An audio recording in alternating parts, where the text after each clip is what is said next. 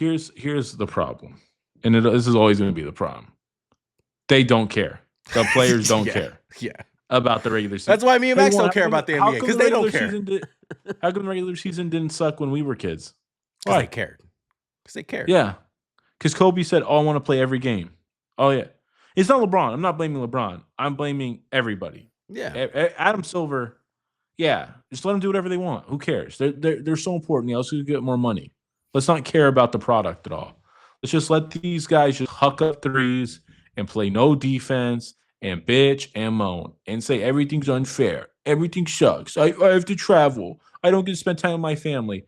Dude, if you paid me $50 million, you wouldn't see me for like 10 years of your life. No problem. Don't care. Yeah. Like, come on. I get it. I get it sucks, bro. I get it sucks. You can't raise your kid. You're on the road for 7 months out of your 8 months. You know, it sucks. But no one put a gun to their head and told them to be an NBA player. Yeah, you want to make minimum wage? You want to do that? No, you like making $40 million, right? So okay, make it work. The money's not everything. Tell that to anyone who's not you. Yeah. You ask me right now, hey, would you go sit on the NBA bench or do what you're doing now? Go sit on the NBA bench. Yeah. Anybody. Yeah. So that brings us to the NBA. We have a little time left. Let's do a little 10-minute segment because I know Max is getting heated about the NBA.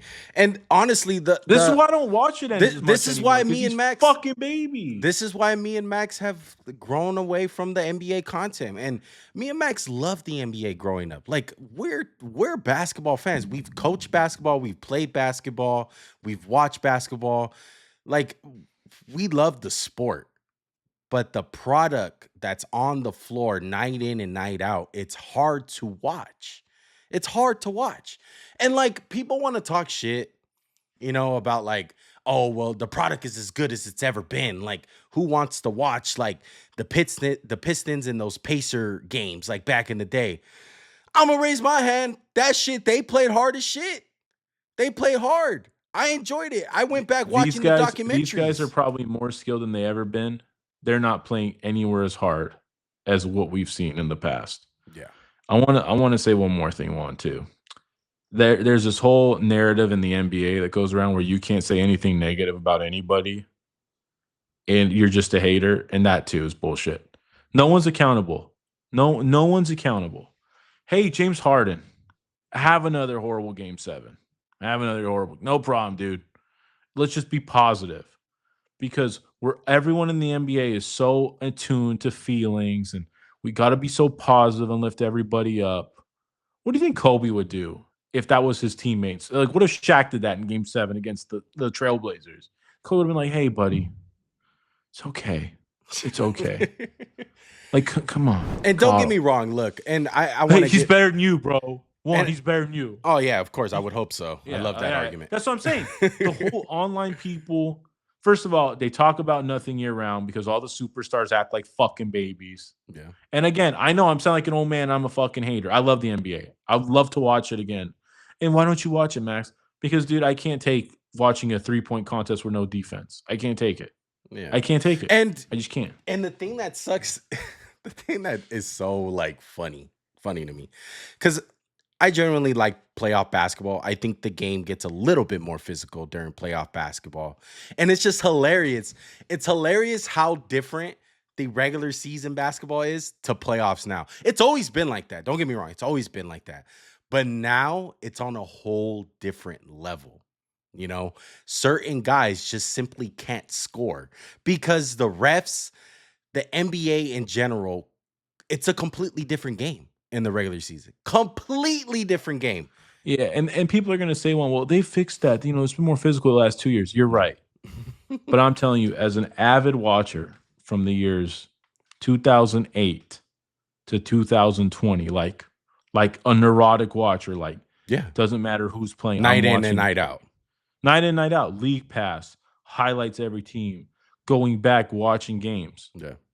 It's declined heavily. It has nothing to do with the stars. There's still plenty of stars. We have 5 of the greatest players this game's ever seen playing right now. Jokic, LeBron, KD, Luka. Curry, Luka. There's so many great Wembanyama. Yeah. Like that guy's a freak. Yeah. The overall product is bad. And that's not to say, oh, you shouldn't shoot threes. You shouldn't. But I think basketball, the 3-point line was not created with this intent. And there is a problem when you have one shot worth 50% more than a two. And I think that's why you have guys just chucking away. Hey, when the Warriors started winning, guys, not everyone played like that. It was, oh, they have the best shooting backcourt. Yeah, they should shoot a lot of threes. What did other teams do? Lakers had Andrew Bynum, Pau Gasol, Lamar Odom. Let's pound you inside. Run the triangle. Yeah. Nobody's got a niche. Nobody's got a niche. It's all like high screen and roll, some motion cuts, floppy action. Let's rip a three. Yeah. Sounds hot. The biggest I think the biggest thing that I've noticed too is like when I was watching basketball, you had teams that won in different ways. There were so many different ways to win. It's like the Lakers were built from the inside out. It's like you had the Phoenix Suns over here that were like fast paced, like fast break team. Yeah. And then here came along like OKC, like, oh, they're a jump shot team. Like they love jump shots. You know what I mean? And then you have these defensive oriented teams like the Pistons back in the day where like everything was defense, everything was ball movement. You know what I mean? Like teams just won in multiple ways. Now every team's the same. Really, there's really no like true identity with these teams. Like really the biggest identity that I've seen is probably the Nuggets with Jokic because they have this like unique player that they have. But for the most part, like Max said, it's like who can shoot the most threes? Who's going to get up the most threes in the game?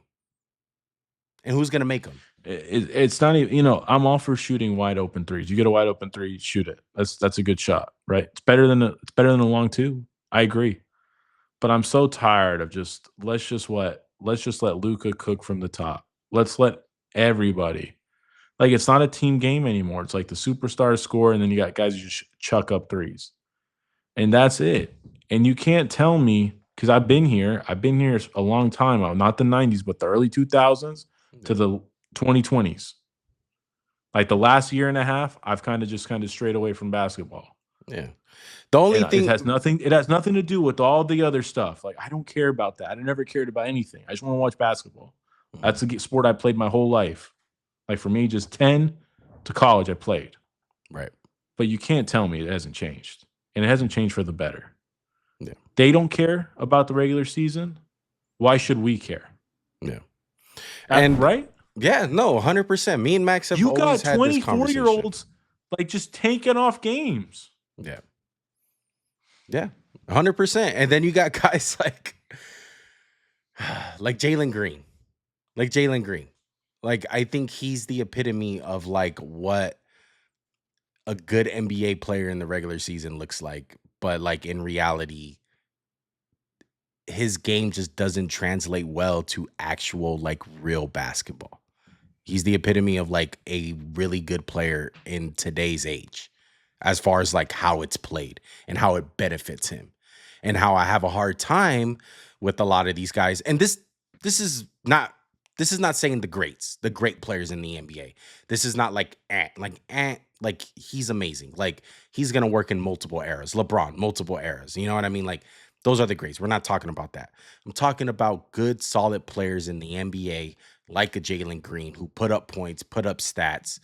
And you're going to tell me that like, hey, like, oh, on the surface level, like this guy's better than, I don't know, like Sasha Vujacic back in the day, like the role player. You know what I mean? Like that's the argument in today's NBA. It's like there's more guys like Jalen Green than there was back in the day.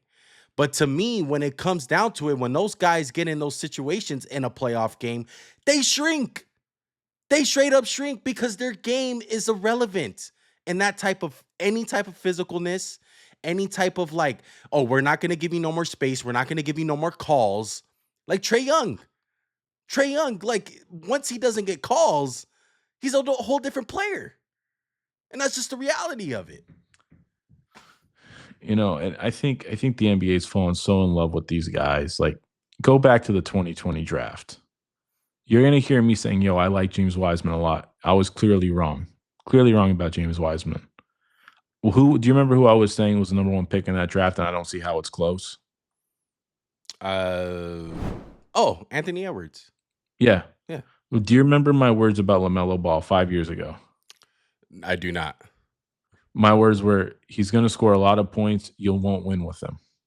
Yeah, yeah. Have the Hornets won with LaMelo Ball? No, but in He's today's fun, in today's he's NBA, cool, he and fits. the NBA prioritizes, like, business over substance.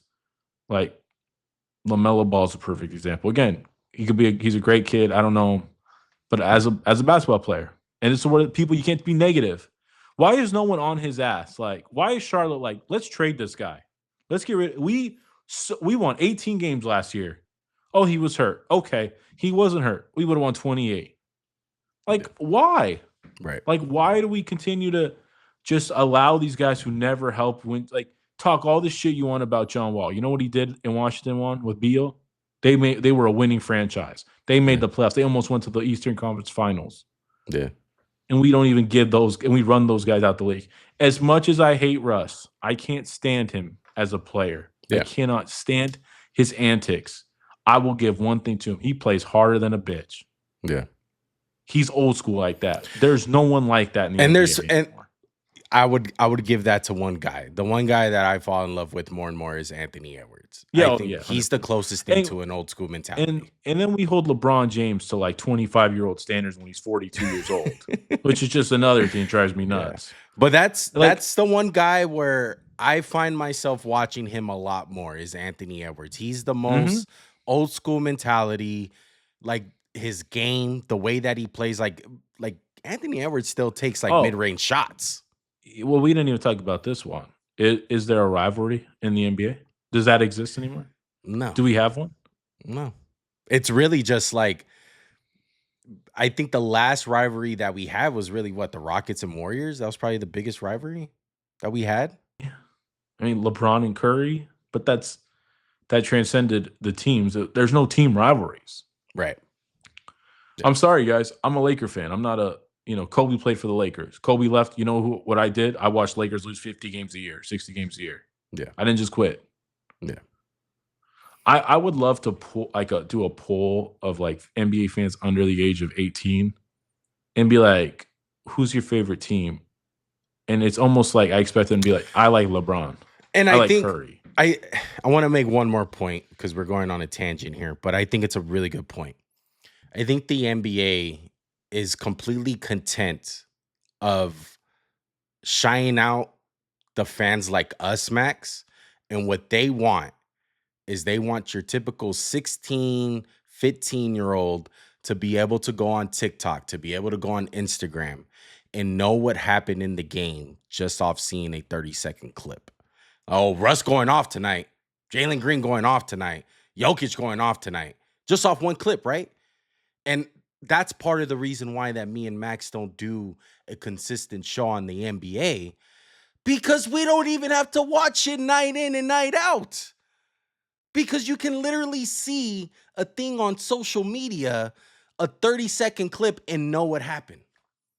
It's not that complex as it was before, where you had these end season narratives and hey, like Pistons and Pacers are playing tonight. That's an Eastern Conference matchup that can potentially be a really good game and be heated. And this is actually going to mean something when they play each other in the playoffs. We can go off this. Now you have, let's say, the Cavs and the Pacers this year. Oh, they play in the regular season. Should be a big game, right? Oh, Donovan Mitchell not going to play though. Oh, Tyrese Halliburton's not playing tonight, so it don't mean much. That's how it is. It's also, again, not to go on too big of a tangent. It's another problem is just like where, and I said there's plenty of stars, right? Yeah. Do you remember what happened after LeBron lost that first one in Miami when he Yeah. crumbled? Yeah. What would happen next year with LeBron? He went back and he did it. What did he do to the whole league? He destroyed Yeah, it. destroyed him. Destroyed the. Yeah. Do you see that with these guys? No. Like I hate to say this about Luka because I like him.